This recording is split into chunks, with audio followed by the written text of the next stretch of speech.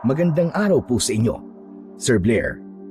Lalong-lalo na po sa mga giliw ninyong tagapakinig at taga-suporta sa inyong YouTube channel. Ang kwentong aking ibabahagi ay nangyari taong 1980. Maaga po akong naulila sa aking mga magulang. Kaya naman, si Lolo Terio na po ang nag-alaga sa akin, kasama ang aking pinsan na si Kuya Emilio. Kakaiba po talaga yung naging karanasan namin sa baryo ng Luntian.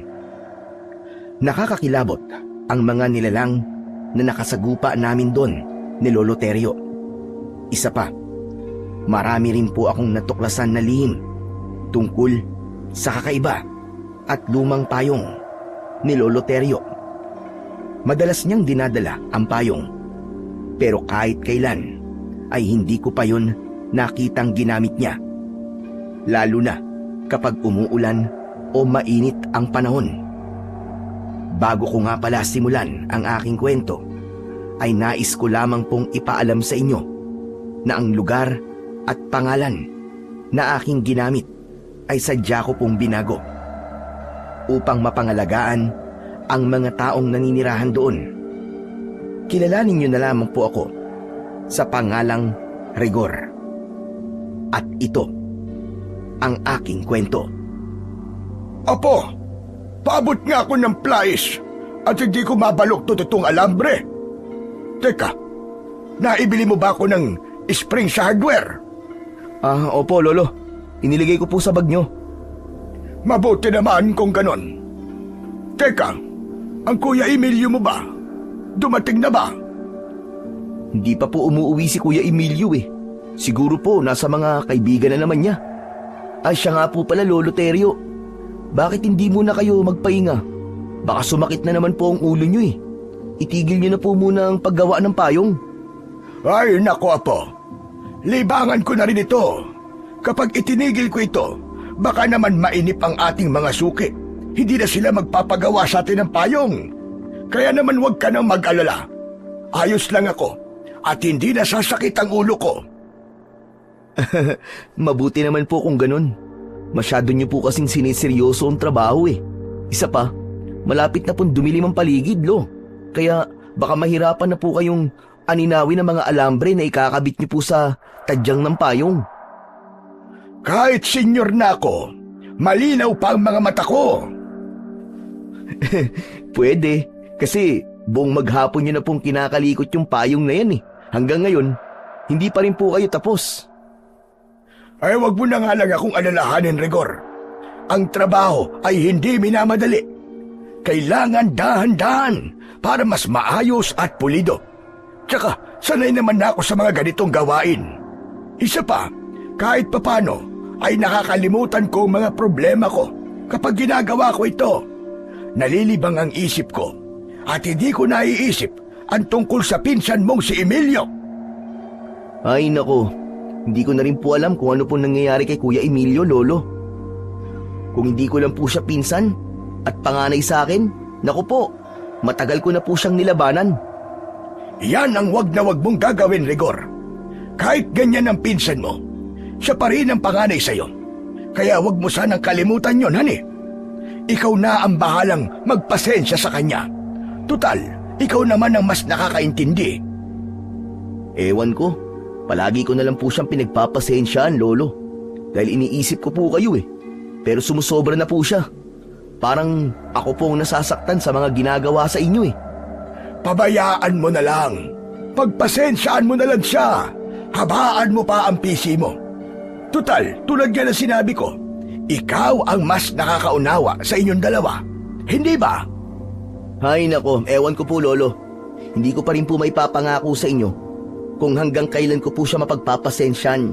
Lalo na kapag sinaktan niya kayo. Sana nga humaba pa ang pasensya mo sa kanya, Apo. Ako nang humihingi ng pasensya sa iyo sa mga inaasal niya. Mabuti na lang talaga at nandyan ka. Huwag po kayong humingi ng pasensya. Isa pa, pamilya po tayo eh. Ang ipinagtataka ko lang ay kung bakit biglang nagbago si Kuya Emilio. Pareho naman po kaming nawalan ng magulang. Siguro hanggang ngayon, hindi pa rin niya matanggap na ulila na siya sa kanyang mga magulang. Pakiramdam ko nga ay gumaganti siya. Nagre-rebelde para iparamdam sa akin na galit siya. Aba, kahit na po ba, Lolo Terio, mali pa rin po ang ginagawa niya. Wala po kayong kasalanan sa mga nangyari. Tsaka, irespeto naman niya ang nararamdaman niyo. Nawalan din kayo ng mga mahal sa buhay ah. Tama ka. Dahil doble ang sakit noon para sa akin. 2 anak ko ang nawala. Hindi po kaya masama lang ang kanyang loob dahil ako lang po ang tinuruan ninyong gumawa ng payong? Hindi yun sa ganun, Rigor. Isa pa, wala siyang hilig na gumawa ng payong. Ang gusto lang niya ay sirain ang mga gamit ko para hindi na ako magkaroon ng hanap buhay. Ganun lang yun. Teka. Ako yata ang pinag-uusapan niyo ah. Para bang tinatraidor niyo ako habang wala ako ah. Nanlamig ang buong katawan ko nang marinig ko ang malakas na boses ni Kuya Emilio mula sa aming likuran. Nang lingunin ko siya, matalim na titig ang sumalubong sa aking paningin. Oh, bakit para yatang hindi na kayo nakapagsalita ha? Kanina lang para kayong mga bubuyog ah. Bulong ng bulong. Kuya Emilio, nariyan ka na pala. Oh, kanina pa ako narito at dinig na dinig ko ang mga pinag-uusapan nyo na tungkol sa akin. Narinig ko rin ang mga sinabi na matandang yan. Kuya Emilio, wala namang masama sa pinag-uusapan namin eh. Anong walang masama? Ang pinakaayaw ko sa lahat ay yung pinag-iisipan ako ng kung ano-ano habang wala ako. Bakit ba, Kuya Emilio? Hindi ka naman namin pinag-iisipan ah. Wala ka ng respeto kay Lolo Terio ah. Respeto ba ka mo? Ang mga kagaya niya, hindi dapat nire-respeto. Kuya Emilio, sandali lang. Sumusobra ka na. Wala ka na talagang galang. Sus, nagsalita ang magalang na apo. Sip-sip. Masyado kang pumapapil. Ikaw lang naman ang paborito niyang apo, di ba? Tsaka, huwag kang masyadong magmalaki. Pasalamat ka. Hindi kita pinapatulan. Wala akong paboritong apo, Emilio. Alam ko lang kung sino ang mabuting tao sa akin. Huwag ka na magpaliwanag pa, tanda. Wala nang halaga yun. Tsaka, wala akong pakialam sa opinyon mo. Wala kang karapatan na pagsalita ng ganyan si Lolo Terio. Dahil wala kang ambag sa buhay niya. Para kang walang utang na loob ah. Rigor po, tama na. Pabayaan mo na lang siya sa gusto niyang isipin. Hindi, Lolo eh. Sumusobra na yan eh. Hindi niyo dapat na hinahayaan na ganyan ang trato niya sa inyo. Wala naman po siyang dapat ipagmalaki sa inyo eh. Palamunin niyo lang din naman siya, di ba? Anong sabi mo? Bakit ba nakikialam ka ha? Ano bang gusto mong mangyari? Tumigil na kayo! Tama na! Tama na, Emilio! Wala ka pala eh. Puro ka lang palasatsat eh. Tama na sabi! Rigor, halika na. Tulungan mo na lang ako sa ginagawa ko na matapos na ito. Huwag mo nang sayangin pa ang oras mo dyan. Sayang lang pala ang oras nyo sa akin. Parang sinabi nyo na rin na wala akong kwentang kausap. Oo, dahil hindi na nakakatuwa ang mga pinagsasasabi mo. Sana pala, ako na lang ang namatay. Kaysa araw-araw mo kong pinapatay sa masasakit na salitang ibinabato mo sa akin. Hindi ako manhid na kagaya mo. Nasasaktan din ako, Emilio. Kaya naman, kung wala kang masasabing maganda, umalis ka na lamang sa bahay ko. Hindi ako aalis. Tsaka wala akong pakialam kung nasasaktan ka, tanda. Sana talaga. Tama ka. Ikaw na lang ang namatay. Ikaw ang dapat na mamatay, Kuya Emilio. Dahil wala kang silbi. Inutil, masama. At wala kang kwentang tao. Lintik na. Gusto ba talaga masaktan, ha? Sige, saktan mo ako. Subukan mo lamang na ilapat ang mga kamao mo sa mukha ko. At hindi kita aatrasan. Lalabanan kita. Sa pagkakataong yon, ay pumagitna na sa amin si Lolo Terio. Itinulak niya kami palayo sa isa't isa habang pareho lang nakataas ang aming mga kamay at nakahaya ng suntok. Hindi na ba kayo nahiya? Talaga bang ganyan na kayo katatapang? At kahit nasa harapan ko kayo, ay magsusuntukan kayo at magpapatayan? Sa tingin niyo ba, Matutuwa ang mga magulang nyo sa ginagawa nyong dalawa. Pasensya na po kayo, Lolo. Hindi ko po napigilan ang sarili ko. Pasensya. Si Raulo, sip-sip ka lang kamo. Emilio, tama na. Wala ka nang ginawan tama. Bakit? Tama ba na may pinapanigan kayo, ha? Kailan ba naging maganda ang ugali ko sa paningin nyo, ha, tanda? Tsaka, nasusuka ako kapag nakikita ko ang pagbumuka mo. Pareho lamang tayo ng nararamdaman, Emilio. Nakikita ko pa lang ang anino mo. Kumukulo na ang dugo ko. Kung sa bagay, manhid ka naman, di ba? Isa pa, tanggap ko naman na masama ang tingin mo sa akin. Para naman makabayad ako sa naging kasalanan ko sa mga anak ko. Ikaw, ano bang ginawa mo para sa kanila? Di ba? Wala. Kasi nga, pareho lamang tayong inutil. Walang kwenta. Lolo naman, huwag po kayong magsalita ng ganyan. Wala po kayong kasalanan. Pinatay sila ng aswang. At hindi niyo po yung kagustuhan. Gusto niya yun. Baka nga siya pa ang pumatay sa mga magulang ko eh. Kaya halos ayaw ko nang umuwi dito eh. Dahil sa tuwing nakikita kong pagmumukha ng matandang yan, naaalibadbaran ako. Ganun naman pala eh. Eh di lumayas ka na. Hindi ka rin namin kailangan dito. Kung walang kwenta si Lolo sa paningin mo, aba, di hamak naman na mas wala kang kwentang tao sa paningin ko. Aba, tumatapang ka na yatang tarantado ka. Ano ba gusto mo? Eh ikaw eh. Kung anong gusto mo, ibibigay ko sa'yo. Rigor, Emilio! Tama na! Tama na! Ayoko po sanang makipagtalo sa kanya, Lolo Terio eh. Pero sumusobra na po siya eh. Hindi na tama ang ginagawa niya sa inyong pambabastos. Tumigil ka, Rigor! Nasasabi mo lang yan dahil wala kang alam. Pues, sabihin mo para alam ko. Hindi yung bigla kang darating dito na para kang kupal. Pagkatapos pagtataasan mo ng boses si Lolo Terio, sino ka para gawin yun sa kanya, ha? Sa oras na malaman mo kung anong totoong dahilan kung bakit ako nagkakaganito, ewan ko na lang sa'yo kung kampihan mo pa ang matandang yan. Kaya kung ako sa'yo, Rigor, panindigan mo na lang ang pagiging uliran at mabuti mong apo para sa kanya. At huwag ka na lamang makialam. Makikialam ako, Emilio, dahil sumusobra ka na. Pabayaan mo na lang siya, Rigor. Tama na. Lolo, pasensya na po pero... Rigor, huwag mo kong alalahanin, apo. Sanay na ako. Wala nang epekto sa akin ang masasakit na salitang binibitiwan ng pinsan mo. Basta ang alam ko, hindi ko kayo pababayaan sa pagkain. Hindi ko kayo ginutom. At ginawa ko ang lahat para mahalin kayo, para alagaan kayo. Pero kung sa tingin ninyo ay kasalanan ko ang pagkamatay ng sarili kong mga anak, sige, sisihin nyo lang ako. Malugod kung tatanggapin yon. Lolo, ako po, hindi po kita sinisisi. Sus, tigilan nyo na nga mga kadramahan yung dalawa, pwede ba? Ewan ko lang kung magdrama pa kayo sa gagawin ko. Teka, ito bang mga payong na to? Ito ba ang pinagmamalaki nyo na mas mahalaga pa kaysa sa buhay ng mga magulang ko? Kuya, anong gagawin mo sa payo ni Lolo Terio? Ang dapat dito, sirain. Kuya, wag! Huwag mo akong pigilan, tumabi ka dyan. Ang dapat sa mga to, durugin.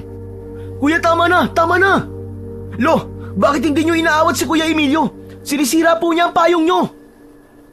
Pabayaan mo siya. Kahit na anong gawin niya, hindi niya masisira ang mga payong ko.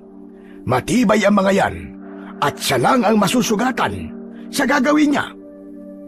Kuya, ano ba? Tama na! Tigilan mo ko, Rigor. Huwag mo umating. Baka pati ikaw tamaan sa akin. Subukan mo lang. Nasaktan ang pinsan mo. Makakatikim ka talaga sa akin. Sinasabi ko sa'yo, Emilio. Hindi na ako magtitimpe. Huwag mo kong takutin, tanda. Ikaw ang dapat na matakot. Dahil sa oras na malaman ni Rigor ang tungkol sa lihim mo, magagalit din siya kagaya ko. Kuya Emilio, ano ba lihim ang sinasabi mo? Wala akong nililihim sa inyo. Yun ang totoo. Kaya wag ka nang gumawa ng kwento, Emilio. Sinungaling. Hindi mo ako maluloko. Patutunayan ko na totoo ang mga nakita ko. Maghintay ka lang, tanda. Ano ba pinag-uusapan nyo? Teka, Kuya Emilio. Saan ba dadali ng mga payong ni Lolo? Wala ka ng pakialam doon kaya tumabi ka. Aba, Ayaw mong tumabi ah! Heto sa'yo! Inihampas sa akin ni Kuya Emilio ang mga hawak niyang payong. Kasunod ng pagtama ng suntok niya sa aking muka. Bumagsak ako sa sahig. Kuya, bakit mo naman ako sinuntok? Nagtatanong ka pa? Pakialamero ka kasi! Buisit na to ah! Sumusobra ka na! Gusto ba talaga ng away ha? Bumangon ako at gumanti sa kanya ng suntok. Tumama yon sa kanyang bibig. Bumagsak si Kuya Emilio sa sahig habang putok ang kanyang labi. Nagsuntukan kami sa harap ni Lolo Terio. Dahil sa kaguluhan namin, dinampot ni Lolo Terio ang luma niyang payong sa sahig at yun ang ginamit niyang pamalo sa amin. Kakaiba ang sakit na naramdaman ko nang lumapat ang payong sa puwet ko. Pareho kaming namilipit ni Kuya Emilio dahil sa sakit. Yun din ang kauna-unahang pagkakataon na sinaktan kami ni Lolo Terio. Lolo Terio! Tama na po! Pasensya na po! Napigilan si Lolo Terio. Bumakas sa kanyang muka ang pagkabigla.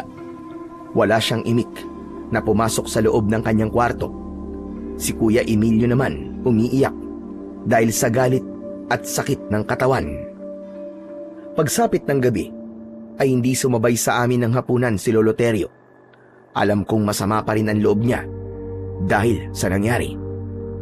Kaya naman, hindi ko na siya pinilit na kumain. Pagkalipas ng ilang minuto, ay nagpasya na rin akong tumabi sa pagtulog kay Lolo Terio. Nakatalikod siya sa akin. Maya-maya pa ay naalimpungatan ako nang maramdaman ko ang dahan-dahang pagbangon ni Lolo Terio sa aming higaan. Nagkunwari akong tulog. Naramdaman ko na bumaba siya ng katre at maingat na humakbang palabas ng bahay. Nang marinig ko ang pagsara niya ng pinto, saka naman ako bumangon at lumapit sa bintana. Sumilip ako sa siwang nun at nakita ko si Lolo Terio na pumunta sa madilim na bahagi ng kakawyan habang dala ang luma niyang payong. Teka, saan kaya pupunta si Lolo Terio? Tsaka, bakit kaya kung kailang gabing-gabi na saka pa siya lalabas ng bahay? Hindi kaya masama pa rin ang loob niya sa amin? At balak na niyang iwan kami? Naku po, Diyos ko! Sana naman mali ang iniisip ko. Dala ng aking kuryosidad ay sinundan ko siya. Maingat at magaan ang hakbang ng aking mga paa na tinahak ang daan papasok sa kakawyan. Pagkalipas ng 10 minuto, nakita ko na tumigil si Lolo Terio sa kanyang paglalakad. Itinaas niya ang kanyang payong. Kaya nagmadali naman ako na pumunta sa likod ng puno para doon ay magtago. Ano kaya ang ginagawa ni Lolo rito? Tsaka, malayo na to sa bahay namin ah. Diyos ko, bakit kaya kinakabahan ako? Nagpalinga-linga ako sa paligid. Mabuti na lang at maliwanag ang sikat ng buwan, kaya malinaw kong nakikita ang paligid. Sumilip ulit ako sa gilid ng puno, pero wala si Lolo Terio sa kanyang kinatatayuan. Lumabas ako ng aking pinagtataguan. Hala, nasa na kaya si Lolo Terio? Nasaan kaya siya nagpunta? Bigla siyang nawala ah. Pambihira naman. Paano pa ako makakabalik nito sa bahay? Anak ng putya, oo. Nasa na ba ako? Dapat pala, hindi ko nalang sinundan si Lolo Terio eh. Dahil sa pag-aalala ko, ay hinanap ko si Lolo Terio sa bawat sulok ng kakahuyan. Naglakad ako papunta sa lugar kung saan siya nawala. Ngunit pagsapit ko sa tapat ng malaking puno, natigilan ako. Nakita ko ang isang nilalang na may mabalahibong balat. Abala ito sa paglantak sa katawan ng isang babae. Dilat ang mga mata ng biktima na nakatingin pa sa akin. Subalit wala na itong buhay. Nagsipagtaasan ang mga balahibo ko sa katawan dahil sa labis na takot at dahan-dahan akong napaatras ng hakbang papalayo sa kinaroroonan ng halimaw habang pigil ko ang aking hininga. Diyos ko, anong klaseng nilalang yun? Anong klaseng nilalang ang papatay ng tao? Nasaan na kaya si Lolo?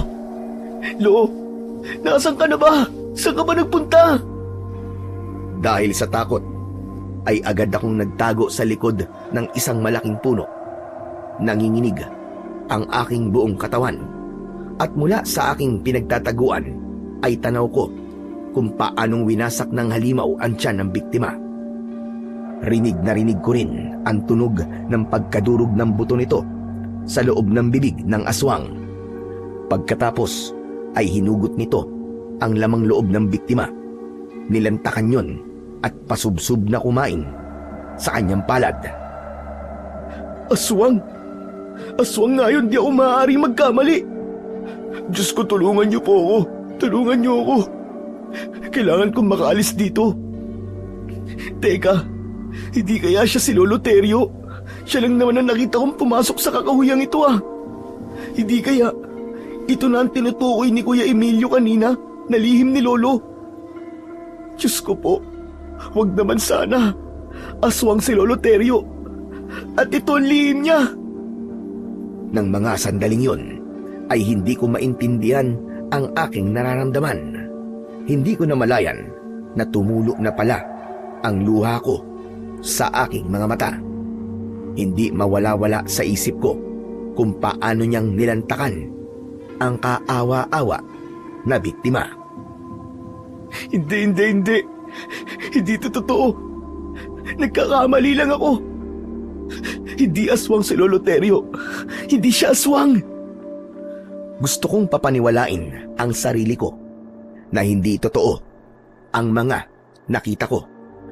Ngunit paulit-ulit na bumabalik sa isip ko ang itsura ng aswang. Dala ng bugso ng aking damdamin, tumakbo ako ng mabilis, papalayo sa lugar na yon. Ni hindi ko namalayan kung paano ako nakabalik sa aming bahay. Namumutla ang labi ko, nanginginig ang tuhod ko, at pinagpapawisan ako ng malamig. Mabilis kong isinara ang pinto habang habol ang sarili kong hininga. Subalit nagulat ako nang marinig ko ang boses ni Kuya Emilio mula sa aking likuran. Mukhang nakakita ka ng multo ah. Humarap ako kay Kuya Emilio. Nakakaloko ang kanyang ngiti habang nakaupo sa upuan nagawa sa kawayan. Ano? Nakita mo rin ba? Nakita mo rin ba kung ano ang totoong pagkatao ni Lolo Terio? O magiging kagaya rin kita na magbubulag-bulagan sa mga nakita? Kuya Emilio, ang ibig mo ba sabihin, alam mo na rin na aswang si Lolo Terio? Pero kailan pa? Kailan mo pa nalaman yung tungkol sa kanya? Matagal ko nang alam na aswang si Lolo Terio. Ikaw lang naman ang tanga at walang alam. Sigurado ka ba, kuya? Kasi yung aswang na nakita ko kanina, hindi ko naman nakita ang pagpapalit niya ng anyo. Baka naman nagkakamali ka lang. Baka hindi si Lolo Terio yun. Sira ulo ka ba? Nakita ko ang pagsunod mo sa kanya kanina. Nakasilip din ako sa bintana habang pinagtatawanan ka. Dahil sa wakas, matutuklasan mo na ang lihim ng matandang yon. Kaya nga kahit kailan hindi gumaan ang loob ko sa kanya. At ganyan na ganyan din ang naging una kong reaksyon nang sundan ko noon si Lolo Terio at makita ko ang halimaw na yon. Kaya sa itsura mo ngayon, alam ko na nakita mo rin siya. Pero hindi pa ako sigurado kung si Lolo Terio nga ang nakita ko. Huwag kang tanga. Lukuhin mo sarili mo, pero hindi ako. Alam mo na ang katotohanan, kaya huwag ka nang magbulag-bulagan. Siya lamang ang sinundan mo kanina. Kaya ang aswang nakita mo, siya talaga si Lolo Terio. Marami na siyang pinatay, Rigor. At lihim niya yung ginagawa. Kaya mag-isip-isip ka na. Hindi pa rin ako naniniwalang aswang siya, kuya. Pero huhulihin ko siya. Gusto kong matiyak na totoo nga ang mga nakita ko kanina. Aswang siya, aswang! At matagal niya na tayong niloloko. Yun ang totoo. Baka nga siya pa ang pumatay sa mga magulang natin eh. Kaya nga galit na galit ako sa kanya. Sagad sa buto ang galit ko sa kanya. Kaya ikaw, bahala ka. Magkunwari kang walang nakita. Magtanga-tangahan ka hanggang gusto mo. Sige lang, panindigan mo kung ano ang pinaniniwalaan mo. Naniniwala pa rin ako sa nararamdaman ko. Hindi niya magagawang sakta ng mga magulang natin. Bahala ka na nga sa gusto mong isipin. Basta ako, hahanap ako ng paraan para pagbayaran niya ang ginawa niya sa mga magulang ko. Bumundol ang kaba sa aking dibdib nang marinig ko ang sinabing yun ni Kuya Emilio. Isa yung banta sa buhay ni Lolo Terio. Kinabukasan, pagkatapos kong matuklasan ang eksenang yun kagabi, pakiramdam ko para na bang sasabog ang dibdib ko sa pag-aalala. May pagkakataon pa nga na gusto kong magtanong. Pero natatakot ako dahil hindi pa ako handa sa magiging sagot niya. Kaya naman, nanatili na lang ako na walang kibo sa aking kinauupuan na silya. Napansin ko rin na may sugat siya sa braso. Parang nanggaling yun sa isang kalmot. Kaya't napatingin ako sa kanyang muka, pero agad din akong nagbawi ng tingin. Hindi naman yun nakaligtas sa paningin ni Lolo Terio. Rigor, ano bang problema mo at kanina ka pang hindi napapakali sa upuan mo? Para bang sinisilihan ang puwet mo? May gusto ka bang sabihin sa akin? Wala po Lolo Terio. May iniisip lang po ako. Ay siya, kalimutan mo na kung ano ang iniisip mo. Kumain ka na lang ng almusal at samahan mo kung pumunta sa Karatig Baryo. Baka marami nang magpapagawa ng payong sa atin doon. Lolo Terio, pwede po ba na hindi mo na ako sumama? Aba, bakit naman? Para bang ngayon lang kita narinig na tumanggi na sumama sa akin? Ano bang problema? Oo, wala naman po akong problema, Lolo Terio. Pasensya na po kayo. Masama lang po talaga ang pakiramdam ko. Kilala kita, Rigor. Alam ko kung nagsisinungaling ka sa akin o may itinatago ka sa akin. Sa napapansin ko sa iyo ngayon, para bang iniiwasan mo ko? Huwag po kayong mag-isip ng ganyan, Lolo Terio. Totoo naman po talaga na masama ang pakiramdam ko eh. Ganun ba? Hindi pa naman ako pwedeng umalis na walang kasama. Madali akong mahilo. Baka mapano ko sa daan. Hindi po ba pwedeng bukas na lang po tayo pumunta ron, Lolo? Hindi pwede. Dahil kahapon pa hinihintay nang may-ari itong mga payong. Hindi ko lang masabi kay Lolo Terio ang tumatakbo sa isip ko ng mga sandaling yun. Nag-alala ako na baka kunwari lang si Lolo na maghahatid ng payong sa mga suki nito. Pero ang totoo, baka naghahanap lang siya ng susunod na magiging biktima. Mas lalo kong kinabahan nang lumabas ng kwarto si Kuya Emilio. Huwag niyo nang piliting sumama sa inyo ang paborito niyong apo. Dahil sa totoo lang, natauhan na yan. Ano ba pinagsasasabi mo ha, Emilio? Kaya aga-age, magsisimula ka na naman. Kuya Emilio, pwede ba? Umayos ka nga. Bakit? Maayos naman ako ah. Tumigil ka. Hindi na ako makakapayag. Nabastusin mo pa ako sa loob ng pamamahay ko. Sige nga. Ano bang klaseng pamamahay ito? Para igalang kayo. Isa pa, alam na namin ni Rigor. Ano ang alam nyo ha, Emilio? May itinatago ba kayo sa akin ni Rigor? Lolo, wala po. Kalimutan niyo na po ang sinabi ni Kuya Emilio. Alam niyo naman po yan eh, kung ano-ano po lumalabas sa bibig niyan. Bakit hindi mo sabihin sa kanya, Rigor? Kuya, ano ba? Tumigil ka na nga. Tama na yan. Pagod na ako makipagtalo sa iyo, Emilio. Umalis ka na sa pamamahay ko. Hindi kita kailangan dito.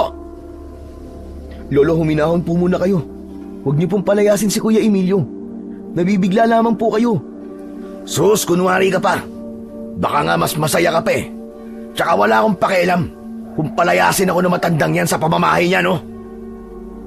Mabuti naman, dahil hindi ko pagtitiisan ang ugali mo. Wala kang utang na loob, hayop ka. Huwag ka nang magpapakita sa akin. Talaga, sinong tinakot mo, tanda? Pagkasabi ni Kuya Emilio nun, ay lumabas na kagad siya ng bahay. Si Lolo Terio naman ay tuluyan ng naubos ang pasensya. Agad siyang umalis sa harap ng lamesa at pumasok sa loob ng kanyang silid. Sumunod ako kay Lolo Terio para kausapin siya. Lolo Terio, huwag niyo na lamang pong pansinin ang mga sinabi ni Kuya Emilio. Alam ko po na nabigla lamang po kayo sa pagpapalaya sa kanya. Tama ka, Rigor. Hindi ko gustong ginawa kong yun. Pero nasasaktan na talaga ako sa pagtrato niya sa akin. Pakiramdam ko ay inutil ako. Huwag niyo pong sabihin yan, Lolo. Ganito, ang mabuti pa po umalis na po tayo. Sasamahan ko na lang po kayo sa pagpunta sa kabilang baryo. Akala ko ba masama ang pakiramdam mo? Opo, pero mas kailangan niyo po na malibang para hindi po kayo mag-isip. Kaya tara na po, Lo, umalis na po tayo. Hindi ko alam kung bakit bigla kong naisip na sumama kay Lolo Terio. Dahil siguro sa nakita kong lungkot sa kanyang anyo. Hindi nagtagal ay pumayag din si Lolo Terio na umalis kami. Nagsimula kaming maglakad, dala ang mga payong. Pagkalipas ng kalahating oras na paglalakad, ay tumambad sa aming paningin ang itsura ng baryo. Napansin ko agad na marami ang buntis na babae sa lugar na yon. Mas lalong tumindi ang takot na nararamdaman ko dahil iniisip ko na may bago na namang mabibiktima, si Lolo Terio. Apo, napansin ko habang nasa daan tayo kanina, abay hindi ka nagsasalita, hindi ka nagtatanong. Para bang meron nang nagbago sa iyo? Ano po Naku Lolo, wala pong nagbago sa akin. Tsaka, huwag niyo po akong alalahanin. Masama lang po talaga ang pakiramdam ko kaya po ako ganito. Iniisip ko rin po mga sinabi ni Kuya Emilio kanina. Huwag kang mag-alala. Sanay na ako sa ugali niya tulad nga na sinabi ko sa'yo dati. Kanina lang ako napuno sa kanya. Tsaka, kahit na noon sabihin niya sa'yo, huwag mo siyang paniniwalaan. Wala naman siyang sapat na batayan. Lo, meron po ba kayong itinatago sa akin? Wala naman akong itinatago sa iyo, Apo. Sige na, bilisan mo na ang paglalakad at baka abutin pa tayo ng dilim sa daan. Lo, ano po bang gagawin natin dito? Maliban po sa paghatid ng payong ng mga nagpaayos po sa inyo. Maghahanap tayo ng bagong magpapagawa sa atin ng payong. Tsaka, hindi ko pa naman nalilibot ng buo ang baryong ito. Pansin ko po kasi na halos lahat po ng mga babaeng nakatira sa lugar na to buntis. Dahil ang baryong ito ay sentro ng mga pagkain ng aswang. Bigla akong kinabahan sa sinabing yun ni Lolo Terio. Pero bigla siyang tumawa. Teka, bakit naman bigla ka namutla? Binibiro lang naman kita. Hala, sige na. Lumapit tayo sa umpukan nila at baka gusto rin nilang magpagawa ng payong sa atin. Malay mo, hindi ba? Kahit sinabi ni Lolo Terio na biro lang yun, pakiramdam ko totoo yun. Kaya habang naglalakad kami ay hindi mawala ang kaba sa dibdib ko. Paglapit namin sa umpukan ng mga tao, napansin ko kagad ang masamang tingin ni Lolo Terio sa mga babaeng buntis. Sa palagay ko, sinusuri ni Lolo Terio ang galaw ng mga babaeng naroroon. Maya-maya pa ay may biglang lumapit sa amin. Isang babae rin na buntis. Nakatingin siya sa payong na dala ni Lolo Terio. Nakangiti ito at nagtanong kung magkano raw ang payong ni Lolo Terio. 80 na lang para sa'yo. Matibay ito at gawa sa purong aluminum. Humingi ng isang payong ang babae, pero masama ang tingin nito sa hawak na lumang payong ni Lolo Terio. Kaya naman lumapit ako sa kanila. Kailangan kong bantayan ang kilos ni Lolo Terio. Paglapit ko ay nahuli ko na masama ang tingin ng aking lolo sa tiyan ng babae. Mabuti na lang ay may lumapit na lalaki sa aming kinaroroonan. Inakbayan nito ang babaeng buntis. Saka nakangiting nakipag-usap kay Lolo Terio. Mabuti naman po at inihatid yun na po ang payong ko, Tatay Terio. Aba, siyempre. Pasensya ka na kung natagalan. Heto nga, at bumili pa ng isang payong ang asawa mo. Teka, sandali lang. Ito na pala ang payong na ipinagawa mo sa akin. Magugustuhan mo yan. Mukhang bago na ulit. Aba, oo nga no. Mahusay ang pagkakagawa nito ah. Mukhang matibay. Muntik ko nang hindi makilala. Tamang-tama ito at malapit na ho ang tag-ulan. Sinipat-sipat pa ni Mang Arnold ang hawak niya na payong. Pero napansin ko rin ang pagsulyap niya sa lumang payong ni Lolo Terio habang nakatukod yun sa lupa. Teka, Tatay Terio. Parang mas maganda yata ang isang yan ah. Yan din ang gusto ng asawa ko eh. Nako, pasensya ka na. Ngunit hindi ko ito ipinagbibili. Pag sarili ko itong gamit, ala-ala pa to sa namatay kong mga anak. Abay, sayang naman ho. Balak ko sanang bilhin yan kahit magkano. Pasensya na talaga, Arnold. Pumili ka na lamang ng iba. Magkakapareho naman sila ng itsura. Kung gusto mo, babawasak ko na lamang ang halaga ng payong na magugustuhan mo. Biglang umasim ang muka ni Mang Arnold at dumilim ang anyo. Sa'yo nga ang gusto ko, Tatay Terio eh. Tsaka kung magdadala ka ng payong at hindi mo naman pala ipagbibili, aba, hindi mo na sana nilantad sa amin. Paano yan? At nagustuhan ng asawa ko. Baka makunan siya. Pero hindi ka rin naman siguro bulag. Nakita mo naman siguro na nakaiwalay ang payong ko sa mga payong na ibinibenta ko. Ang ipinagtataka ko lang, di hamak naman na mas maganda mga bagong payong na to kaysa sa luma kong payong. Bakit ba? Para yatang mas interesado kayo sa luma kong payong. Hindi na mahalaga kung bago o luma ang payong. Ang mahalaga, nagagamit pa at gusto ng asawa ko. Pasensya ka na talaga. Hindi ko naman alam na magugustuhan mo itong payong ko. Pero kagaya ng sinabi ko, hindi ko talaga ito ipinagbibili. Nako, wag na kayong maniniwala sa matandang yan. Ang luma niyang payong ang ginagamit niya para maghanap ng mabibiktima. Kung ako sa inyo, mag-ingat kayo sa matandang yan. Aswang yan eh. Ilayo niyo po ang asawa niyo kay Lolo Terio. Baka mawalan kayo ng anak. Pareho kaming hindi nakapagsalita ni Lolo Terio sa biglang pagsulpot na yon ni Kuya Emilio. Hindi namin namalayan na sumunod pala siya sa amin. Bumakas ang galit sa muka ng aking lolo. Tumigil ka, Emilio! Hanggang dito ba naman? Dinadala mo pa rin ang kabastusan mo! Bakit, Tatay Terio? Sino ba siya? Apo ko yan. Bastos po ano? Parang walang pinag-aralan ah. Sinong bastos na sinasabi mo? Bastos ba yung nagmamalasakit lang ako sa asawa mo? Pwes, pakialaman mo ang buhay mo. Hindi ka namin kadugo, kaya wala kang karapatan sa amin. Kung umasta ka, para kang kupal ah. Unahin mo muna sarili mo, bago ang ibang tao. Oo nga naman, Kuya Emilio, umuwi ka na lang. Huwag ka na magkalat dito.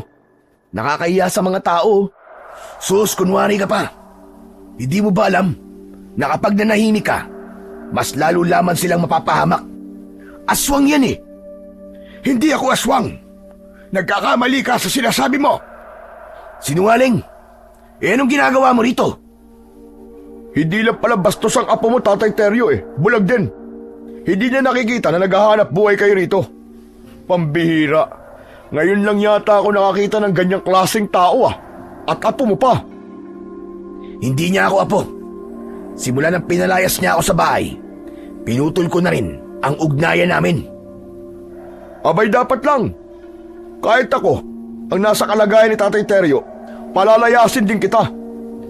Kasi wala kang alam. Teka, ano ba ang karapatan mo makialam sa akin ha? Kayo na nga ang pinag-iingat ko. Ako pa ang lumalabas na masama ngayon. Hindi ko kasi nagustuhan ang tabas ng dila mo habang kausap mo si Tatay Teryo. Bakit?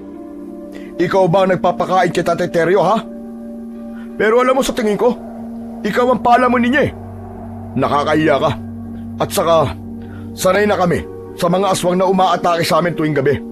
Pero alam mo ba, hindi lang mga buntis ang binibiktima ng aswang. Pati ang tao may masamang pag-uugali at walang galang sa matanda. Yun ang una niyang pinapatay. Lalong-lalo ka na. Masarap sa kanila ang dugo mo. Abat, tinatakot mo ba ako, ha? Hindi kita tinatakot. Sinasabi ko lang sa'yo ang totoo. Kaya naman, ikaw ang mag-iingat, bata. Lapitin ng aswang ang mga kagaya mo. Abat, lintik na to, ha? Sinusubukan mo ba akong takutin, ha? Ngumisi si Mang Arnold kay Kuya Emilio. Bumakas sa anyo niya ang takot. Kaya naman, napansin ko na marami na palang tao sa paligid namin. Lahat sila nakatingin kay Kuya Emilio. Maya-maya pa ay lumapit sa amin ang isang matandang babae. Ano kaguluhan ito, ha? Sino ba kaaway mo, Arnold? Ah, wala po akong kaaway. Pinagsasabihan ko lang po ang binatang yan. Emilio ang pangalan niya. Siyang nanggugulo rito. Abay, ganun ba? Hoy, ikaw! Anong agenda mo? At tinugulo mo mga tao rito, ha? Baka naman kulang ka sa leksyon. Magsabi ka lang. Sus, may agenda ka pang nalalaman. Agendahin mo ang pagbumukha mo. Mukha ka rin namang aswang eh.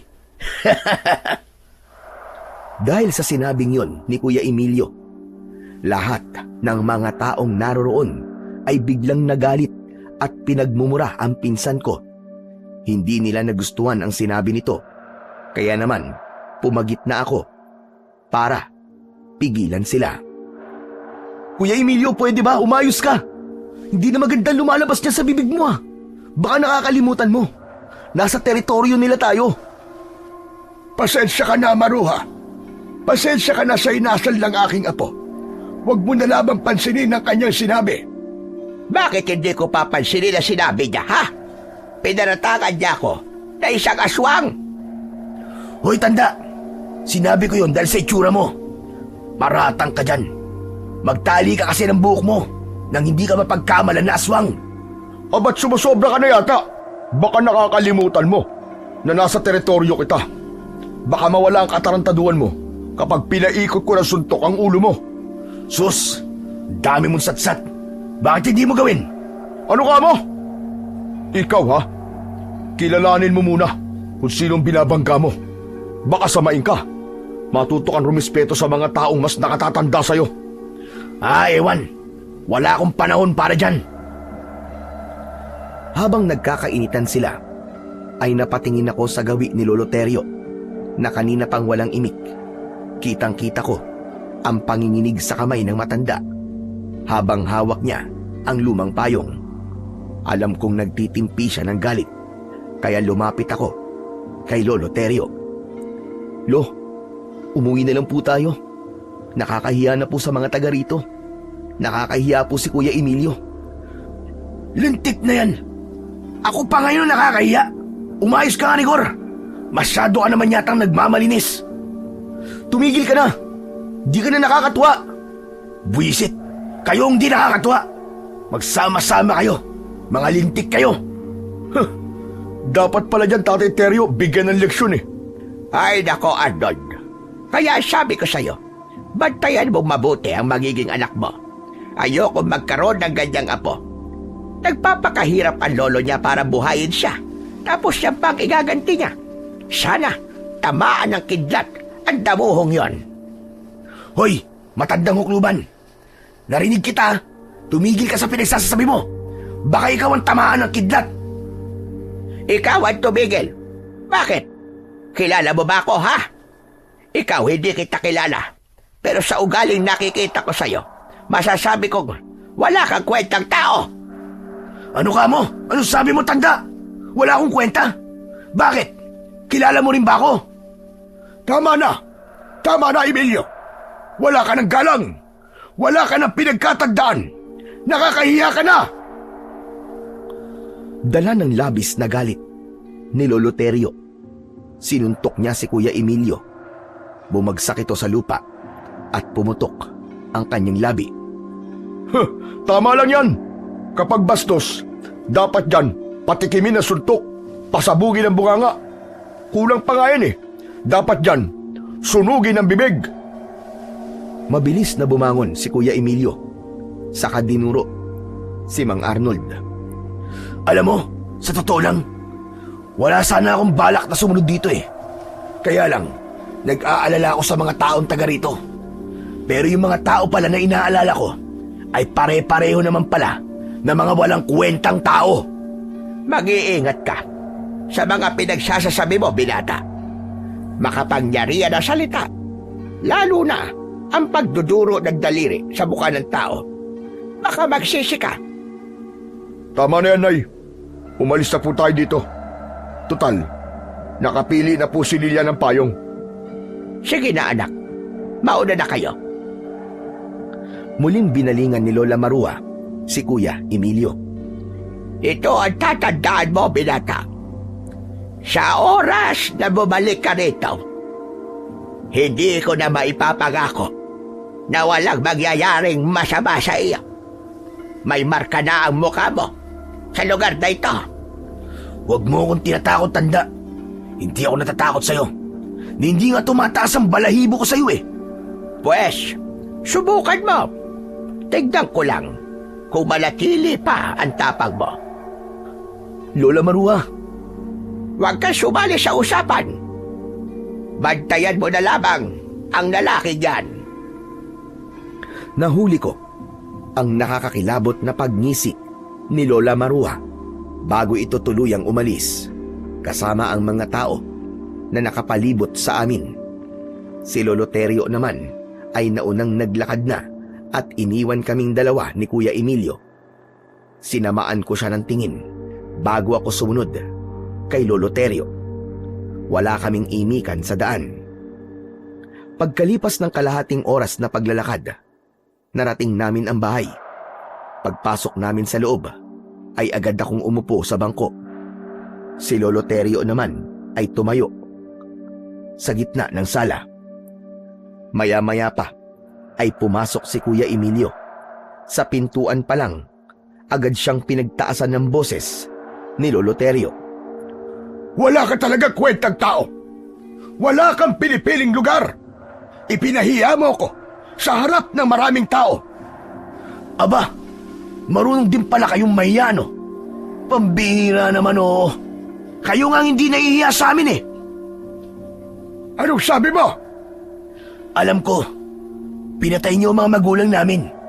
Kaya namatay sila, hindi ba? Diyos ko, paano mo nasasabi ang ganyang bagay? Kaya ba nagkakaganyan ka? Dahil iniisip mo na pinatay ko ang mga magulang mo, ganun ba?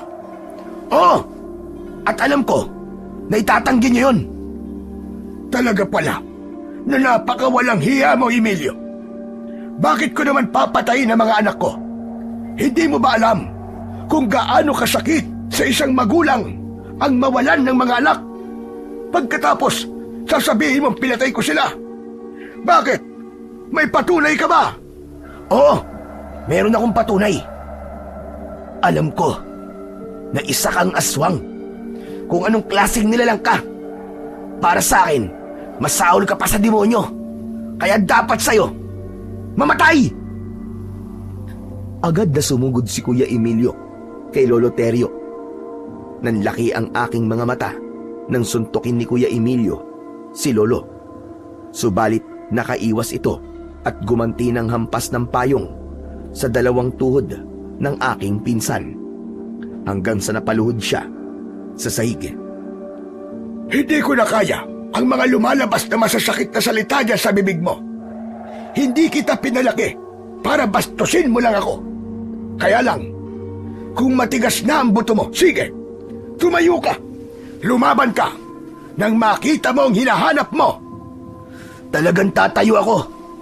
Lalabanan kita. Muling sumugod si Kuya Emilio kay Lolo Terio na hindi man lang umaalis sa kinatatayuan nito. Para akong nanonood ng magandang laban sa pelikula. Kagaya ng nangyari kanina, nabigo si Kuya Emilio na pabagsakin si Lolo Terio. Pero dahil tumayo na naman ito para umatake kay Lolo Terio, ako na ang sumuntok kay Kuya Emilio. Bumagsak siyang patihaya sa sahig.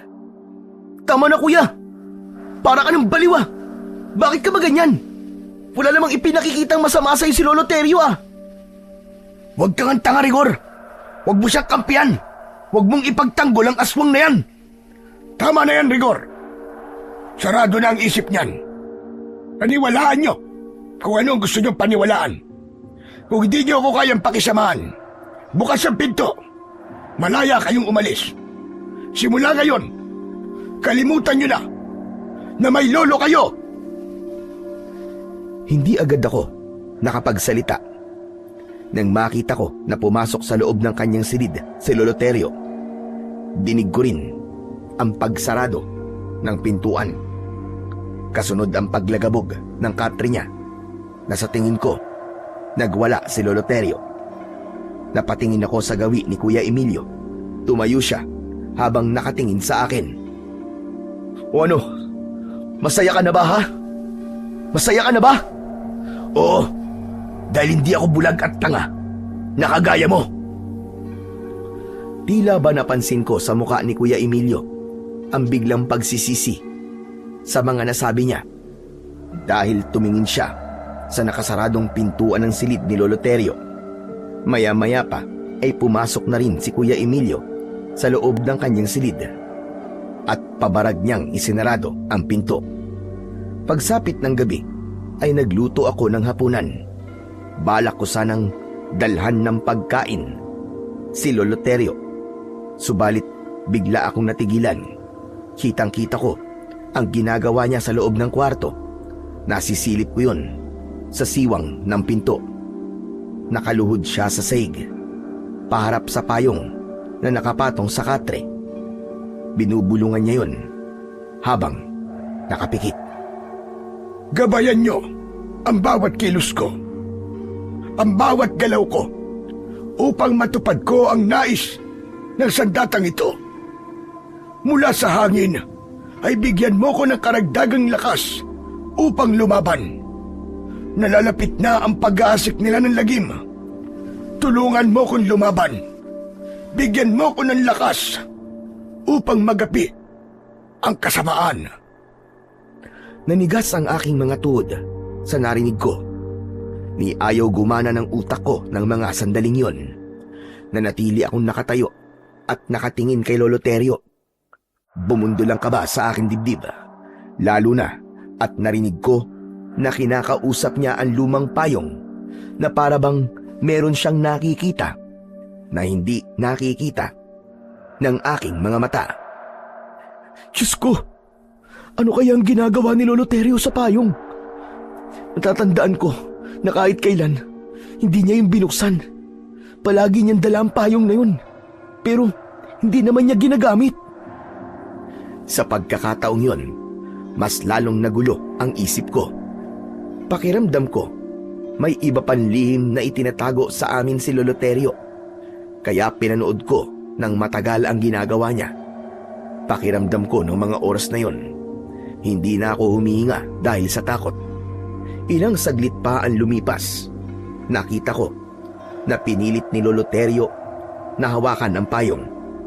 At nanlaki ang aking mga mata nang makita ko na hawakan din pala yun ng isang uri ng patalim. Para bang ice pick. Kumislap yun sa liwanag na nanggagaling sa ilaw ng gasera. Kasunod ng pagbukas niya ng payong, pinaikot niya yun sa ere at nakita ko nakakaiba ang itsura nun. Para bang isang uri ng kalasag na kayang tapatan ang matalas na bagay na tatama sa payong. Dahil sa pag-aalala, mabilis akong umalis sa tapat ng pinto at bumalik na sa kusina. Inilapag ko ang pagkain sa ibabaw ng lamesa. Saka nag-isip. Para saan kaya ang payong at talim na yun? Ang mabuti pa kaya tanungin ko si Lolo Terio. Siguro naman hindi masamang magtanong. Nang bumalik ako sa tapat ng pintuan ng silid ni Lolo Terio, Napansin ko na may hawak siyang isang bote. Para saan kaya ang boteng yun? Bakit kaya binuhusan niya ng langis ang dulo ng payong? Kailangan ko na malaman kung ano ang totoo. Akma na sanang papasok ako sa loob ng silid ng aking lolo nang bigla akong nakarinig ng ingay sa kabilang kwarto. Kwarto yun ni Kuya Emilio. Kaya wala na akong inaksayang oras. Agad akong nagtungo at pumasok sa silid niya. Subalit nanlaki ang mga mata ko nang tumambad sa aking paningin ang nagkikikisay na katawan ni Kuya Emilio habang bumubula ang kanyang bibig. Nakatirik ang kanyang mga mata. Naninigas ang kanyang braso at binti habang nakahiga sa sahig. Mabilis ko siyang nilapitan at binuhat ang kanyang ulo para hindi tumama yon sa sahig. Kuya Emilio, gumising ka! Kuya Emilio, ano ba nangyayari sa'yo? Hindi ako nakatanggap ng tugon mula kay Kuya Emilio. Kaya naman ay sumigaw na ako. Lolo! Lolo Terio, tulungan niyo po ako! Si Kuya Emilio! Lolo! Si Kuya Emilio po, may nangyayari sa kanya! Mabigat na yabag ng paa ang narinig ko na papalapit sa aming kinaroroonan. Pumasok si Lolo Terio at agad niyang nakita ang nakahandusay na si Kuya Emilio. Bakit? Ano nangyari? Lo, nakita ko po siya rito. Nakahiga po sa sahig. Hindi ko po alam kung ano nangyayari sa kanya eh. Ano pong gagawin natin? Huminahon ka muna, Rigor. Kailangan natin makapag-isip na maayos. Sa tingin ko, pinaglalaruan siya ng orasyon ng aswang. Ano po? Orasyon ng aswang? Saglit akong nag-isip, pero bigla kong naalala ang mga nakita ko kanina. Bumundol ang kaba sa aking dibdib. Tumayo ako at lumapit kay Lolo Terio. Lolo, magsabi nga po kayo na totoo sa akin. Kayo po bang may gawa nito sa kanya? Kayo po bang nanakit kay Kuya Emilio? Pambihira. Talaga bang iniisip mo na kaya kong saktan si Emilio, Harigor? Wala akong ginagawa sa kanya. Wala akong kinalaman dyan. Nag-iisip nga ako kung paano ko siya pagagalingin laban sa orasyon ng aswang na sumanib sa kanyang katawan. Pagkatapos pag-iisipan mo ako na masama. Huwag na po kayo magkunwari, Lo. Alam na po namin ni Kuya Emilio kung ano po ang totoo. Magsabi na po kayo na totoo sa akin. Gusto ko pong isipin na nagkamali lang po ako sa mga nakita ko nang gabing sinundan ko po kayo. Tatanungin ko po ulit kayo, Lolo. Kayo po bang may gawa nito sa pinsan ko? Wala akong ginagawang masama kay Emilio. Nagkakamali ka sa iniisip mo, Rigor. Hindi ako masamang tao. Pero Lo, nakita ko po kung paano niyo po kinain yung tao dun sa kakauyan. Nakakatakot po ang itsura niyo. Isa kayong aswang. Hindi ako aswang, Rigor. Sana nga. Pero hindi pa puron matatapos ang hinala ko na aswang kayo. Kanina po, sa loob ng kwarto niyo, narinig ko po na binubulungan niyo po ng orasyon ng luma niyong payong. Pagkatapos ay nagkaganito na po si Kuya Emilio. Paano niyo po yun may papaliwanag sa akin, ha? Ngayon po yung sabihin niyo kung wala bang katotohanan ng mga nakita ko. Totoo ang lahat ng mga nakita mo sa loob ng aking silid. Pero yung sa kakauyan, hindi ako yon. Dahil hindi ako aswang. O baka naman, kaya ka nagkakaganyan ay dahil naniniwala ka na sa mga pinagsasasabi ni Emilio, Harigor. Ikaw ang higit na nakakakilala sa akin. Pinaniwalaan ko lamang po kung ano ang mga nakita ko. Hindi po ako maaaring magkamali sa mga nakita ko, Lolo. Alam ko pong may kakaiba sa inyo. Aswang po ba talaga kayo? Ilang beses ko ba sasabihin sa'yo na hindi ako aswang? Hindi ako aswang, Rigor. Maniwala ka. Kung hindi po kayo isang aswang at hindi kayo may gawa nito kay Kuya Emilio, pagalingin niyo po ang pinsan ko.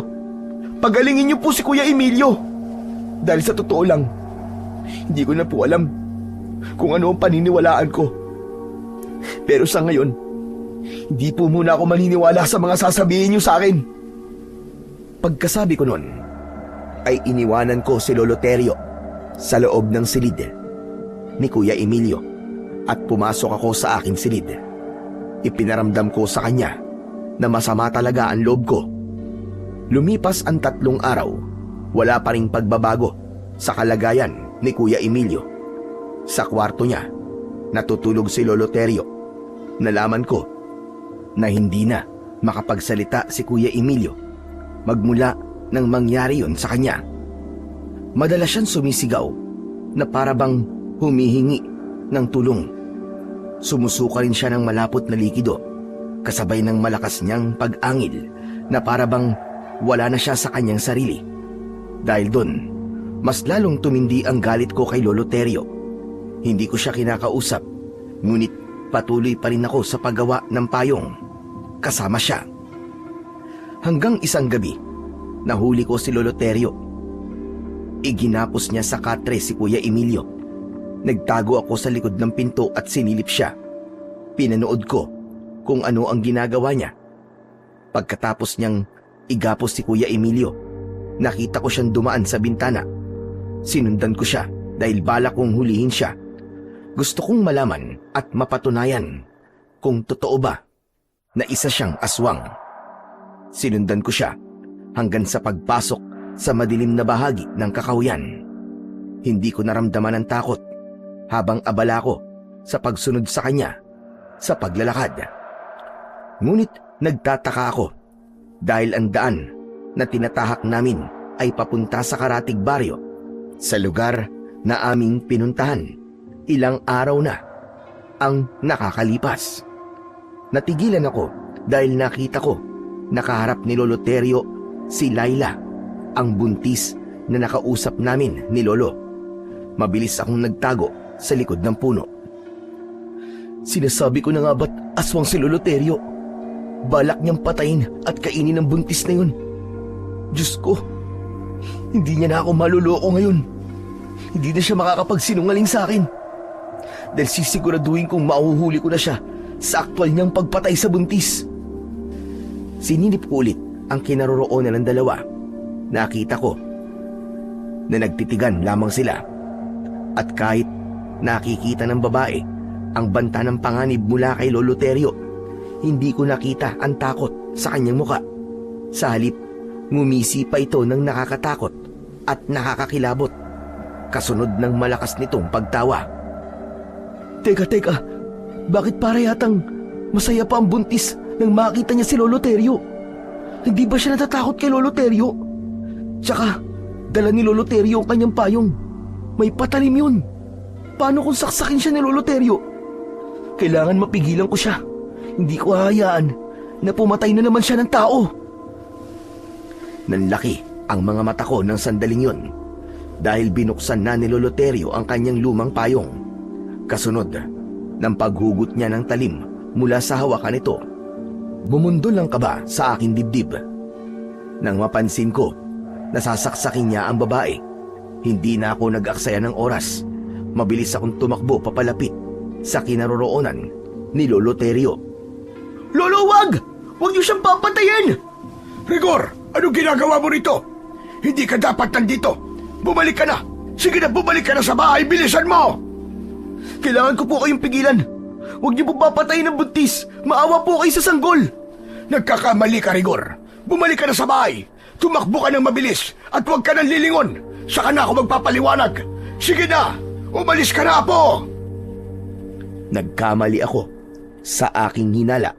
Nasasaksakin niya ang buntis. Dahil saktong paglapit ko kay Lolo Terio ay nakita ko rin ang pagbabagong anyo ng babaeng buntis.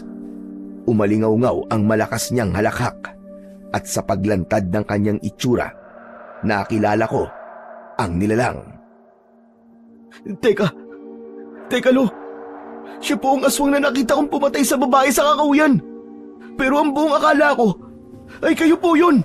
Kaya nga umalis ka na, Apo! Iwan mo na ako rito! Bilisan mo! Huwag na matigas ang ulo! Bilisan mo na! Hindi Lo, hindi po kita iiwan dito. Sige na! Huwag na sabing matigas ang ulo mo eh! Papatayin ka niya! At nararamdaman ko na hindi siya nag-iisa. Kailangan ko lang talagang gawin ito para gumaling na ang pinsan mo. Bilis, tumakbo ka na! Hindi ka dapat nandito! Hindi mo dapat ako sinundan dito! Lo, patawarin niyo po ako. Akala ko po talaga, kayo po ang aswang eh. Hindi ko na natapos ang mga sasabihin ko dahil inatake na kami ng aswang. Saktong paglundag ng aswang, sinalubong naman siya ng nakabukas na payong ni Lolo. Para bang may malakas na puwersa ang tumama sa katawan ng aswang at tumalsik ito ng ilang dipaan layo mula sa aming kinaroroonan. Nakita ko na bumagsak siya sa lupa pero agad din na nakabangon. Sumugod ulit siya sa amin pero sinalubong siya ng saksak ni Lolo Terio gamit ang dulo ng payong. Kasunod ng pagsaksak niya sa leeg nito gamit naman ang talim sa hawakan ng payong. Nagkikikisay ang aswang dahil sa labis na sakit. Hindi ako makapaniwala sa husay ni Lolo Terio pagdating sa pakikipaglaban. Nang muli siyang saksakin ni Lolo Terio, bumagsak sa lupa ang aswang at nasunog ang kanyang katawan. Lolo, napatay niyo po ang aswang. Ang galing niyo po. Kailangan ko siyang patayin para mawala ang sanib ng orasyon sa katawan ng pinsan mo. Isa pa, hindi ka na dapat sumunod dito. Malalagay sa panganib ang buhay mo. Baka hindi kita maprotektahan, kagaya na nangyari sa mga anak ko. Pasensya na po talaga kayo, Lolo Terio. Hindi ko po kasi alam eh. Tsaka, wala na po tayong magagawa dahil nandito na po ako eh. Sasamahan ko na lang po kayo. Hindi! Anong ginawa niyo sa asawa ko? Napaatras kami ni Lolo Terio nang biglang dumating si Mang Arnold habang nakatingin siya sa naabong katawan ng kanyang asawa. Hindi maaari ito! Anong ginawa mo, Terio? Dala ng labis na galit, nagpalit siya ng anyo bilang aswang. Tumubo ang mahaba niyang pangil sa bibig at nagkulay pula ang kanyang mga mata. Kasunod, ng dahan-dahan niyang paglapit sa amin, umatras kami ni Lolo Terio habang hindi inaalis ang tingin namin sa kanya. Itinutok ni Lolo Terio ang talim sa aswang. Apo, ikaw na ang gumamit sa payong. Gamitin mong pananggalang laban sa matulis niyang kuko. Tinanggap ko ang payong at itinutok ko yun kay Mang Arnold.